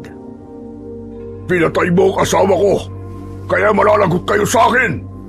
Hindi ako makakapayag na hindi niyo pagbayaran ang ginawa niyo sa mag-ina ko. Pinatay niyo ang mga anak ko. Kung tutusin, kulang pa ang mga buhay nila sa ginawa niyo sa mga anak ko at sa asawa nila. Pinagtulungan niyo silang kainin na para bang sila ang handa sa piyesta.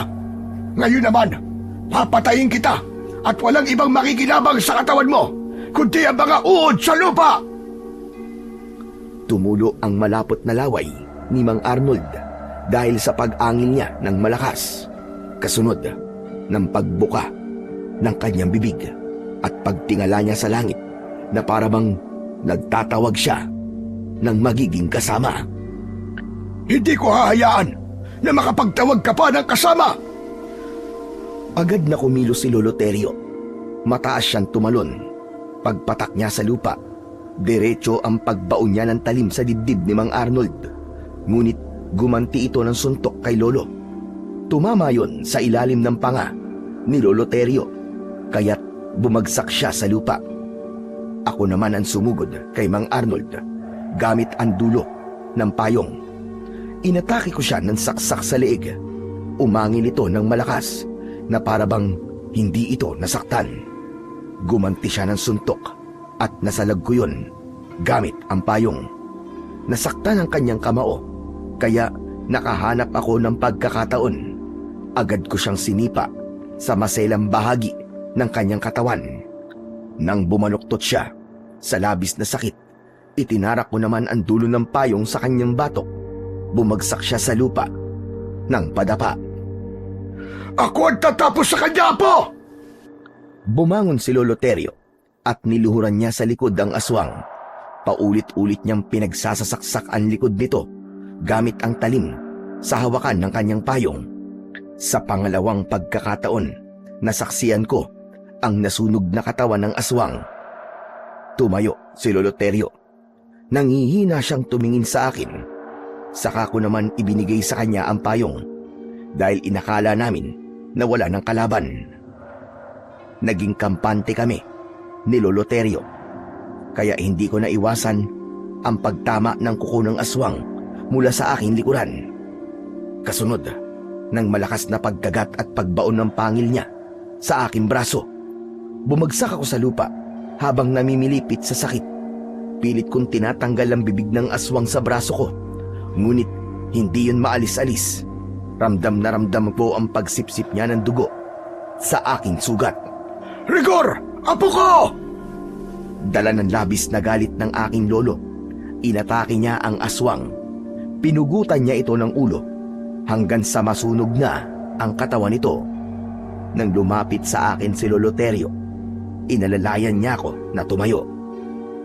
Ayos ka lang ba? Diyos ko! Ano ba ito? Malalim ang sugat mo.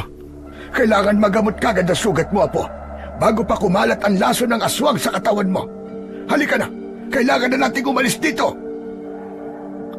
Habang tinatahak namin ang daan, ay patindi ng patindi ang sakit na nararamdaman ko sa aking sugat.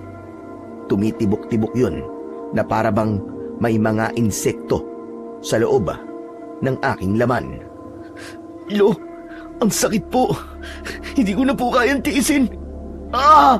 Tulungan niyo po ako. Basta tiisin mo lang. Tutulungan kita, Apo. Sige na, mas bilisan pa natin ang paglalakad.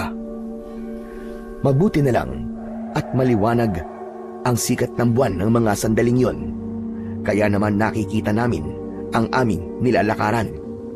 Habang naglalakad kami, ay panay ang paghingi ko ng tawad kay Lolo Terio. Tama na. Huwag ka nang magsalita. Naiintindihan kita, Apo. Ang mahalaga, magamot kagad kita. Lakasan mo lang ang loob mo. Paglabanan mo ang sakit. Habang naglalakad kami ng mga sandaling yon, ay naramdaman ko ang pag-agos ng mainit na likido sa braso ko. Nanlalabo na rin ang aking paningin, ngunit tinatagan ko ang aking loob. Pagkalipas ng ilang minuto, sa wakas ay narating na namin ang bahay. Pagpasok namin sa loob, agad na kumilos si Lolo para gamutin ang mga sugat ko. Aray! Lolo Terio! Bakit po nagkaganito? Nangingitim at namamagana po ng palibot ng sugat ko sa braso. Saka nagnanaknak na rin. Paano po nangyari to? Dahil yan sa laway ng aswang. Unti-unting lumalaki ang sugat kapag hindi yan naaagapan. Lolo Terio, ano pong gagawin natin? Kailangan patayin ang lason sa pamamagitan ng pagpapaso. Pababagahin ko ang talim ng payong ko, saka ilalapat yun sa sugat mo. Ano po? Pero mainit yun ah. Walang ibang paraan, Rigor. Kailangan mong tiisin ang init. Sige na, kailangan matalian ko muna ang braso mo bago ko simulan ang panggagamot sa'yo. Pinunit ni Lolo Terio ang laylayan ng kanyang damit, saka yun itinali sa aking braso. Pumasok sa loob ng kusina ang aking lolo. Pagkalipas ng 10 minuto, bumalik siya, dala ang hawakan ng payong na may talim. Nagbabaga na yon dahil sa pag-aalala. Pinagpawisan ako ng malamig. Teka, Lo. Talaga bang wala na pong ibang paraan? Wala na. Kaya tinalian ko ang braso mo para hindi mo masyadong maramdaman ang masakit. Ganun din ang gagawin ko sa kalmot sa likod mo. Tiisin mo lang ang init. Wala na nga akong nagawa, kundi ang pumayag sa gagawin ni Lolo Terio. Nang lumapat ang mainit na talim sa akin sugat, napasigaw ako ng malakas dahil sa labis na kirot. Pagkatapos, binuhusan ito ng langis ang sugat ko. Aray! Lo, di ko na po kayang tiisin. Tama na po. Aray, ang sakit po, Lo. Tiisin mo! Para ka namang hindi lalaki. Kailangan patayin ang lason. Hindi nga po ako mamamatay sa lason. Pero mamamatay naman po ako sa sakit. Kapag hindi ko to ginawa, Apo, mahahawa ka ng pagiging aswang. O ano? Anong pipiliin mo? Ha? Mahahawa ako ng pagiging aswang? Ano pa pong ginagawa niyo? Ituloy niyo na po. Ayoko pong maging aswang. Nang matapos si Lolo Terio, sa panggagamot sa akin, saka lang ako nakahinga ng maluwag. Lolo, ano po bang klaseng aswang ang nakasagupa po natin kanina? Sila ang mga aswang na tamawo. Ano po? Aswang na tamawo? Saan po sila nagmula? Nagmula sila sa mundo ng mga engkanto. Sila ang isinumpang nilalang sa mundo nila. Paano po silang nakalabas po sa mundo nila? Kumukuha sila ng buhay bilang kapalit. Sila rin ang mga aswang na pumatay sa mga magulang ninyo ni Emilio bilang alay sa paglabas nila sa mundo nila. Mapanganib sila dahil balak nilang palitan ng mga tao sa mundo natin. Nagpaparami sila ng lahi para gamitin laban sa atin. Kaya kung mapapansin mo, sa lugar na pinuntaan natin, lahat ng mga babaeng nakatira sa baryong yon ay buntis. Ano po? Kung ganun po, lahat po ng mga babae sa lugar na yon ay mga tamawo? At lahat po sila ay mga aswang? Nakuha mo! Kaya nga matagal ko na silang minamatyagan sa baryong yon. Ang mga payong na ginagawa ko at ibinibenta sa kanila ay may kasamang lason. Sa oras na mabuksan nila yon, masusunog sila dahil sa amoy ng bawang. Ang ibig niyo pong sabihin, pagkukunwari lang po ang pagdala niyo ng payong sa kanila? Oo, para malaya ko silang malapitan at mapatay. Ang mga tamawo ay takot sa ulan. Kaya naisip ko na payong rin ang gagamitin kong kasangkapan para masaktan sila. Yun ang mabisang paraan upang mabawasan ang kanilang puwersa nang hindi nila namamalayan. Bakit po, Lolo? Sino po ba talaga kayo? Isa kong manunugis ng aswang, Apo. Kaya tuwing gabi, umaalis ako para protektahan ang mga tao. Nagkamali po pala talaga ako ng pag-aakala sa inyo, Lolo Terio. Huwag mo nang isipin niyo na po. Ang mahalaga, mapatay ang mga aswang bago pa sila dumami. Pati po ba talaga ang mga buntis? Kailangan niyo pong patayin? Kawawa naman po ang sanggol nila. Hindi ka dapat maawa sa mga sanggol, Rigor. Dahil aswang din sila, napapatay ng tao para sila naman ang mabuhay. Kapag hinayaan natin sila, tayo naman ang papatayin nila. Lalo pa ngayon, nalagasan sila ng mga kasamahan. Hindi magtatagal, hahanapin nila tayo. Kapag nagkataon, malalaman nila kung sino ako. Mapapahamak ang lahat ng taga rito. Nang mga sandaling yon, naramdaman ko ang matinding takot. Lalo na nang makita ko ang pag-aalala sa muka ni Lolo Terio. Sa palagay ko, panahon na para ipasa sa iyo ang sandatang ito, Rigor. Isa itong agimat na payong na kayang tapatan ang lakas ng mga aswang na tamawo. Teka, bakit niyo po ipapasa sa akin ang payong? Nakita mo naman kanina, di ba? Masyado na akong mahina para lumaban sa kanila. Hindi ko na kayang sabayan pa ang kanilang lakas. At kung nagkamali ako kanina, baka pati ikaw ay hindi ko na nailigtas at napahama ka pa, Apo. Kailangan ko ang tulong mo. Sa tingin ko, mas malakas na ngayon ang puwersa nila. Pero bakit po ako? Dahil ikaw lang ang nakita kong karapat-dapat na gumamit nito. May kakayahan kang lumaban sa kanila dahil marunong ka nang makipaglaban gamit ang payong. Isa pa, malakas pa ang katawan mo. Wala na akong ibang maaasahan kundi ikaw, Apo. Pero Lo, wala po akong sapat na kaalaman pagdating po sa pakikipaglaban.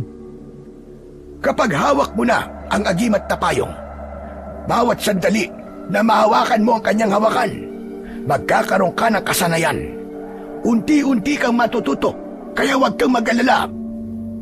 Pero paano po? Sasabayan mo lang ang paggalaw ng payong sa ere. Kapag gamit mo ito, kagaya mo, ganyan din ang naramdaman ko nung una kong mahawakan ito at matanggap. Hindi nagtagal, nasanay din akong gamitin ang payong sa pakikipaglaban. Pero Lolo Terio, Sinabi ko na nga sa iyo, huwag kang mag-alala. Dahil kasama mo ako, Apo, sa laban na ito. sigurado po ba kayong kaya kong gamitin to? Kaya kong makipaglaban sa mga aswang na tamawo? Oo naman. Malaki ang tiwala ko sa iyo, Apo. Kaysa naman ako lumaban sa kanila. Nakita mo naman, di ba? Muntik na akong matalo ng aswang. Sige na nga po. Tutulungan ko po kayo. Patawarin mo ko, Apo. Kung hindi ko kagad ipinagtapat sa inyo ang buong katotohanan, hinayaan kita na aswang ang tingin mo sa akin. Hindi na sana nagkasakit ng orasyon na sanib ang Kuya Emilio mo. Paano po si Kuya Emilio? Hanggang ngayon po, aswang pa rin po ang tingin niya sa inyo. Magkakaroon din ako ng pagkakataong ipagtapat sa kanya ang buong katotohanan. Basta't tulungan mo lamang ako na mailigtas ang pinsan mo at ang mga tao sa baryong ito. Gagaling pa po ba si Kuya Emilio, Lolo Terio? Oo naman, sa tulong ng dugo ng aswang na nakadikit sa talim ng hawakan ng payong. Ang talim na ito ay kontra sa orasyon ng aswang. Kung ganun, gamutin na po natin siya. Hinaplos ni Lolo Terio ang dugo sa talim ng hawakan ng payong. Pinagmasdan niya yon sa kanyang daliri. Pagkatapos ay nagtungo kami sa silid ni Kuya Emilio.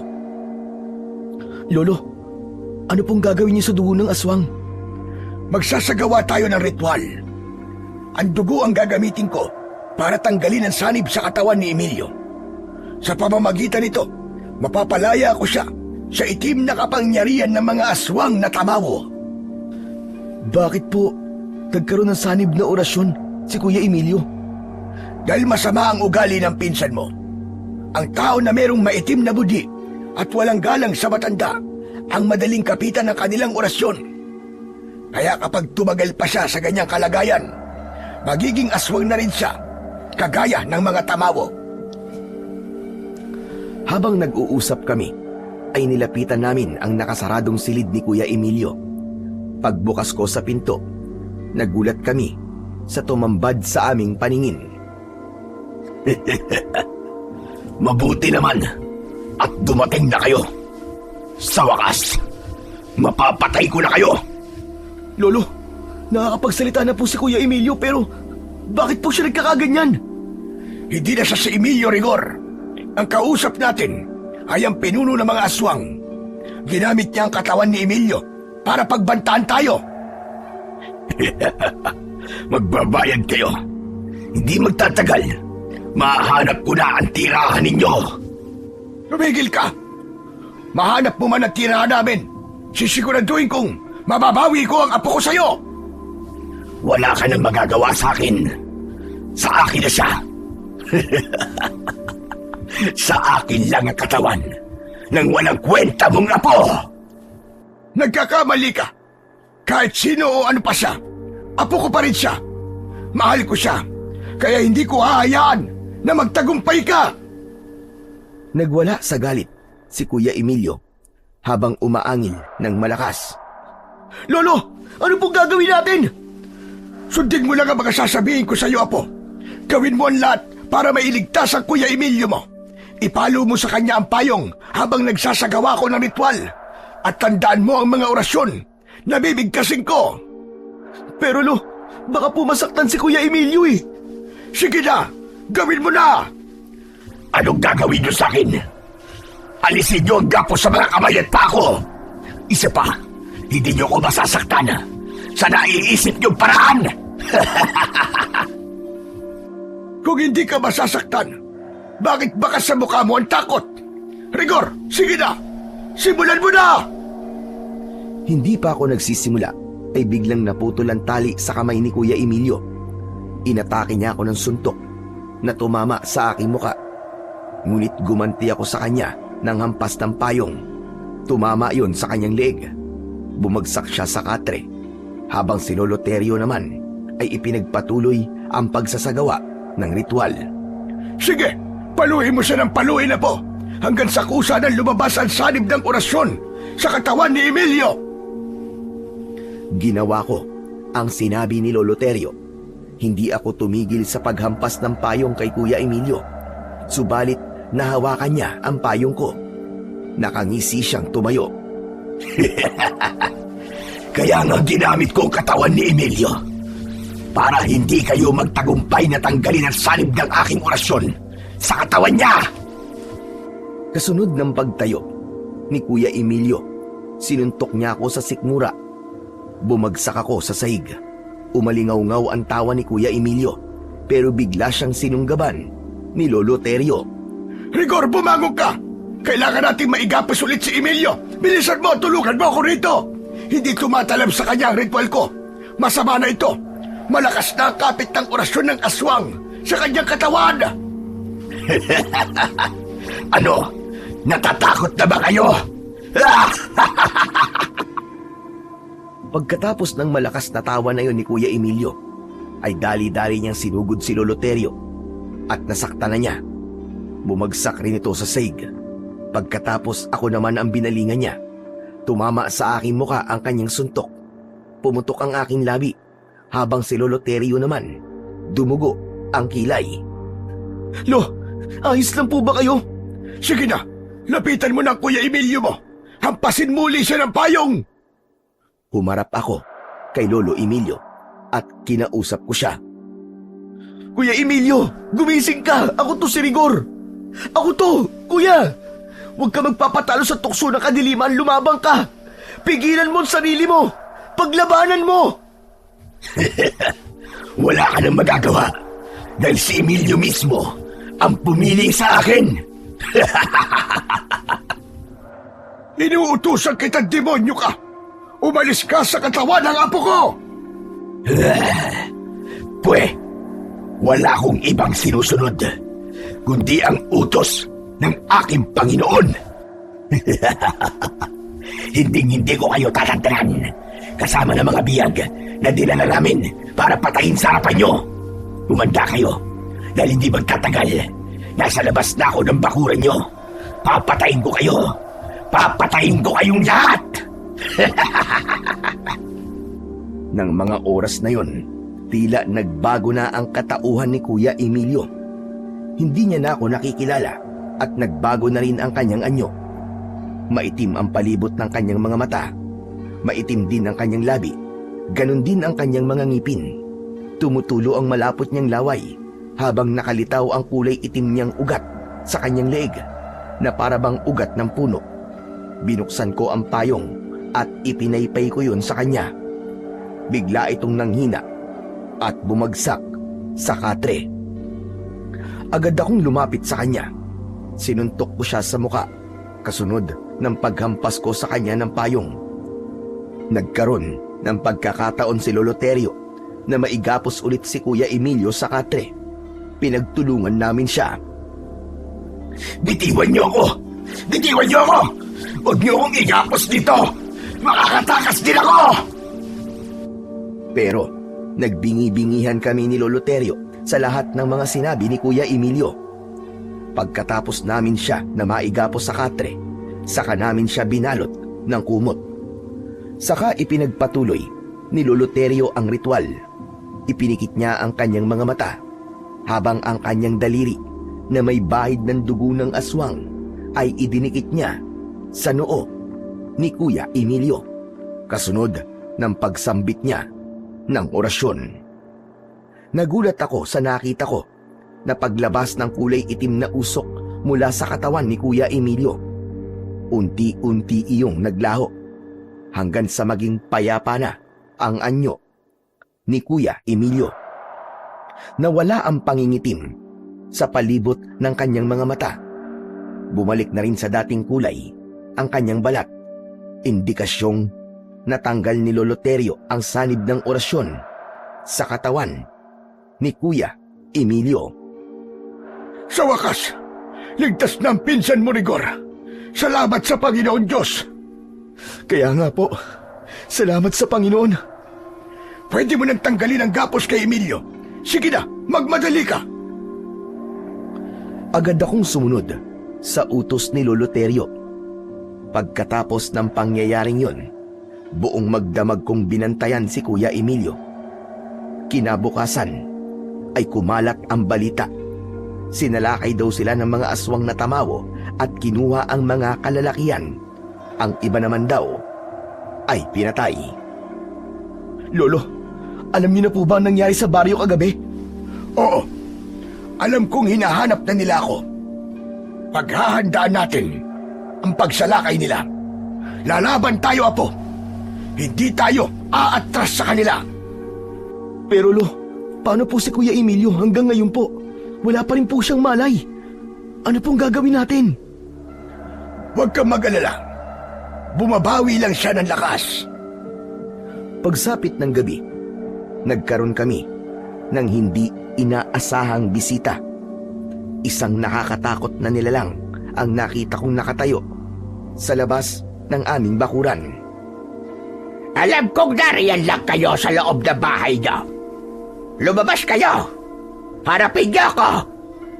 Pinatay niyo ang pamilya ko! Lolo, may mga biyag po sila. Ano pong gagawin natin? Ako lang ang kailangan nila, Apo. Haharapin ko sila kahit na anong mangyari, Rigor. Dito ka lang. Bantayan mo ang Kuya Emilio mo. Nagkakaintindihan ba tayo? Pero Lo, wag po. Wag po kayong lumabas. Ginagamit lang po niyang panakot ang mga biyag para magpakita po kayo. Ang mabuti pa Lo, ako na lang. Ako na lang po ang haharap sa kanila. Hindi sila nagbibiro, Apo.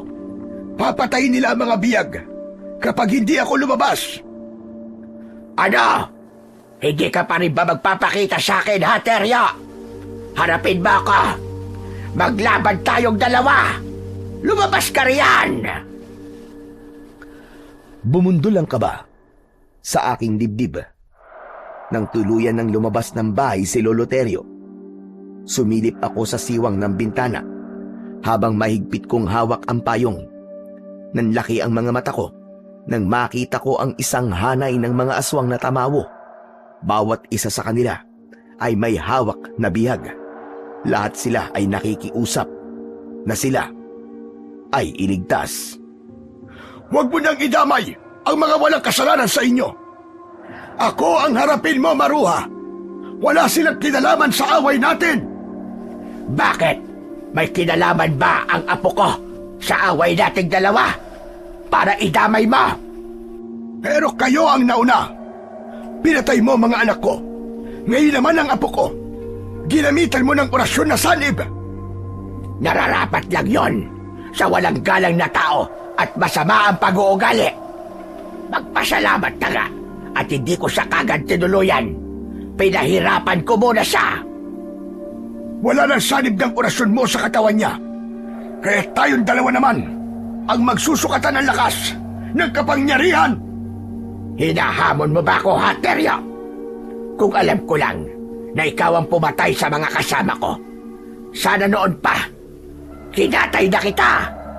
Bakit? Natanggap ba nila ang regalo kong payong?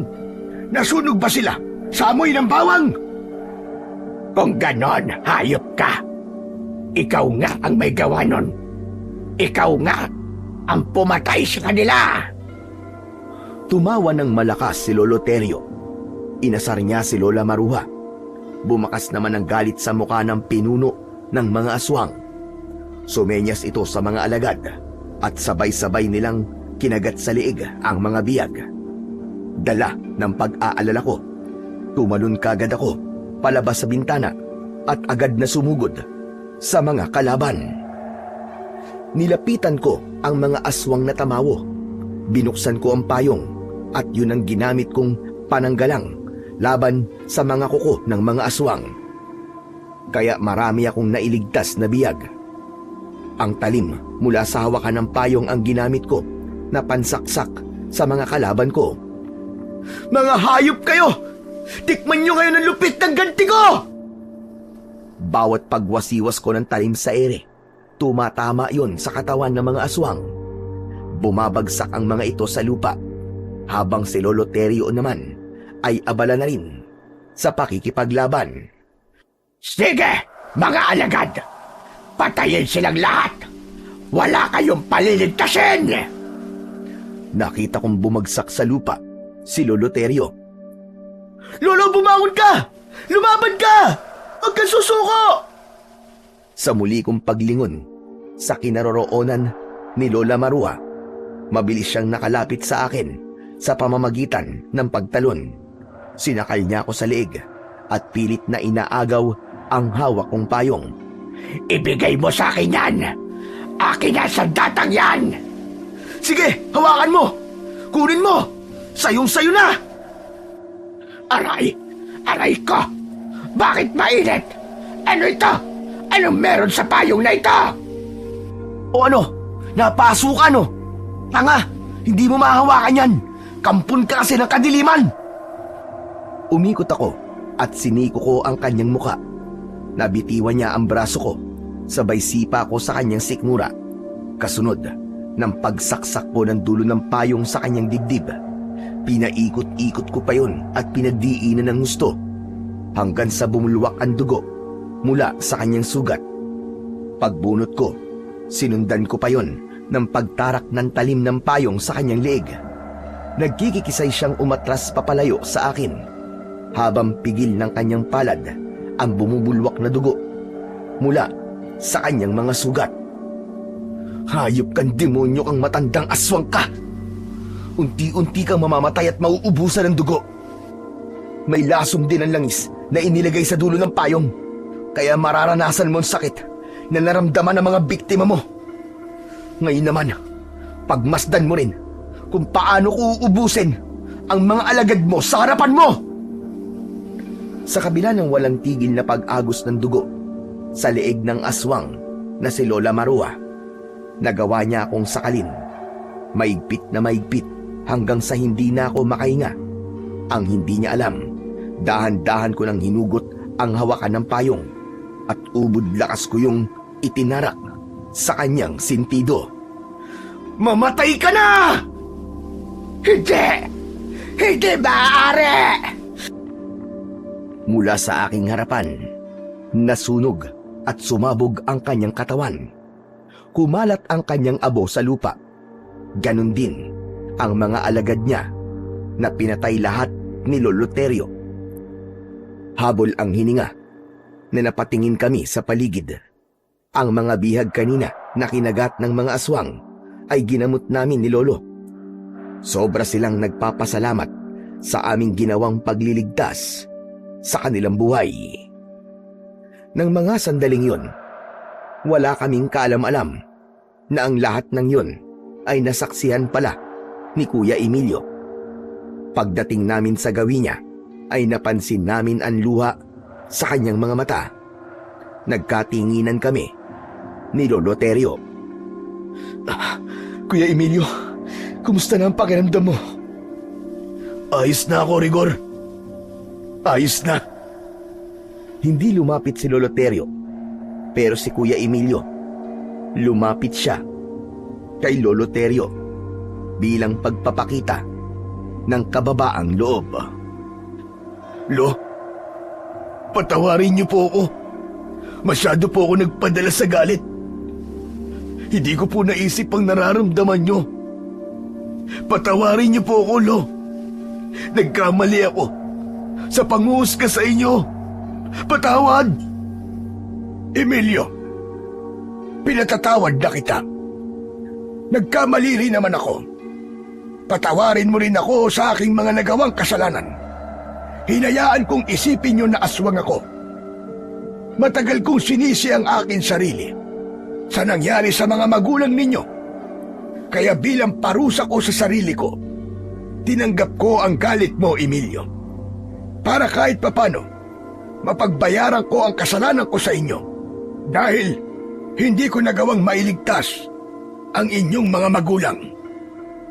Saka ko lamang din naintindihan kung bakit hindi nagpaliwanag sa amin si Lolo Terio. Yun ang paraan niya para mabawasan ang sakit ng pagkawala ng kanyang mga anak. Naunawaan ni Kuya Emilio ang kanyang pagkakamali at pinagsisihan ang nagawang kasalanan.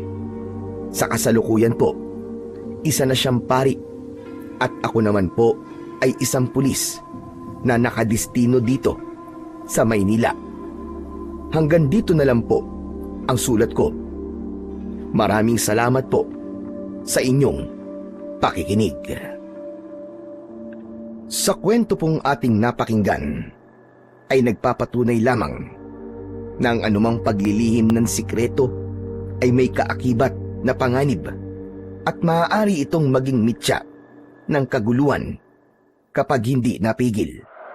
At maaari din itong gamitin ng kasamaan upang ikaw ay sakupin. Ang init ng ulo at pag-iiganti ay kailanman walang maidudulot na mabuti. Bagkus ay lalo lamang nagpapabigat sa sugat na nasa ating puso. Ngunit sa kabila ng lahat, nananatiling totoo na mas matimbang ang dugo kaysa tubig. At ang pagmamahal sa pamilya ang siyang patuloy na nangingibabaw. Kaya't sa bawat pagsubok, piliin nating maging mabuting tao, umiwas sa alitan at paliwigin ang pagmamahal at pananampalataya sa puong may kapal, sapagkat dito nagmumula ang tunay na lakas at kapayapaan.